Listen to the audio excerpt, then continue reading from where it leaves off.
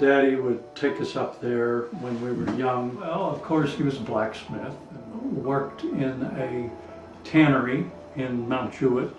He was, you know, old and chewed snuff, and we used to play cards with him, poker. He loved to play poker with us and bridge with the others. I remember the 90th birthday. I remember him sitting at the table and going, Trump, no Trump, Trump, Trump, no Trump. I want to tell you one story about Grandpa. I had a dog called Major. Then we went up to Mount Jewett, woke me up. Major's been hit by a car. After he was buried, Grandpa gave a very nice prayer for Major. I appreciated that. When I was 3 years old, I was running around the stove saying, "Where's Grandma? Where's Grandma?" Because she was dead. She had died. So Grandpa Olander was married to someone you called Grandma. Grandma, right. Grandpa was sort of a ladies' man. And one day he came in his horse and buggy, and he had a lady friend with him. And Grandma grabbed a hold of that horse and buggy, went after him. And maybe that's what kept them together. We bought these dime store glasses, thick, and they were all scratched. After his 90th birthday, he was sitting in the kitchen, and they were shucking the corn. And he started eating the corn raw. And we said, "Oh, Grandpa, you're eating the corn raw." And he said, "Oh, I can't even see the corn." He was blind. And he shortly went after that. Grandpa's pretty old there. This picture is probably was close to when he died, I guess. He died in I think it was 55. And one thing I remember about Grandpa, when he died, they had him laid out. The funeral directors in those days, they just lay him out right in the show window so everybody could see him. He had the biggest smile on his face when he died.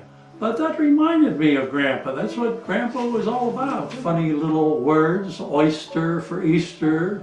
You know, he didn't speak good English, mostly Swedish. Daddy spoke Swedish with him. And the sisters all spoke Swedish. You know, he talked with a very broken English. And us kids used to laugh about all the different, you know, ways he pronounced things. Came from almost Sweden. But we do have, you know, we had cousins over there. Some of them said they thought they went to Iceland. Aunt and Uncle George, they lived in a house renting. They would have rented until they died.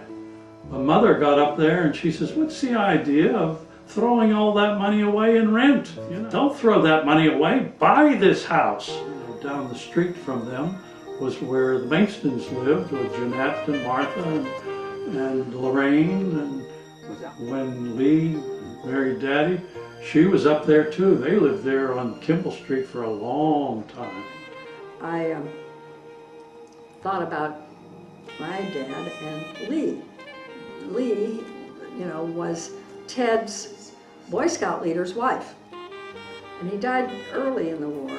And she came to visit us in Connecticut after he died.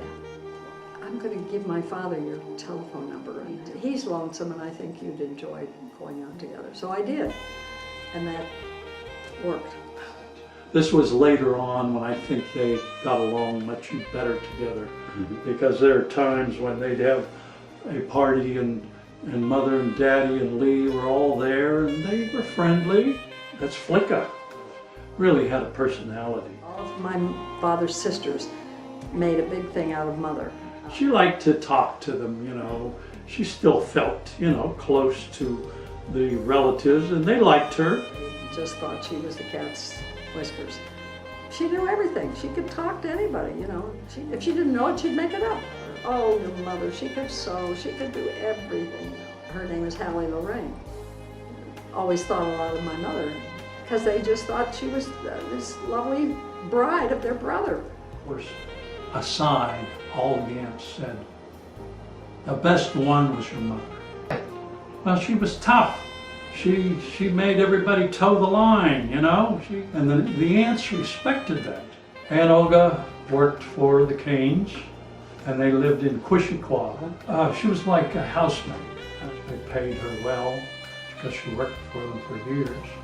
And Marjorie, she was a young child of the Canes, and Olga took care of her. Her name was, we called her Cookins. She would come on the weekends and fix the meals for Grandpa during the week he would eat. Jeanette grew up during that time. They lived with Grandpa for a couple of years. Bengtons knew him better than anybody else. Well, Martha, of course, was Aunt Alfield's daughter. Aunt Alfield was the oldest. She married Uncle Carl, who was a bricklayer. She did some secretarial work. Alma married Uncle Carl, after she graduated from high school. Had a nice personality. That's probably why Daddy sent me up there. She had boarders' house with turrets and a balcony. It took a week to mow the yard. That's how big it was. Uncle Carl, he worked for a pop company. And Aunt Alma said when the pop company left, Uncle Carl didn't go to work again. Elida, she married Uncle Harry because he was diabetic. And then there was Vera and Adolph. And then, of course, Aunt Ellen and Uncle George. Aunt Ellen was the youngest. And we used to spend Christmas up there.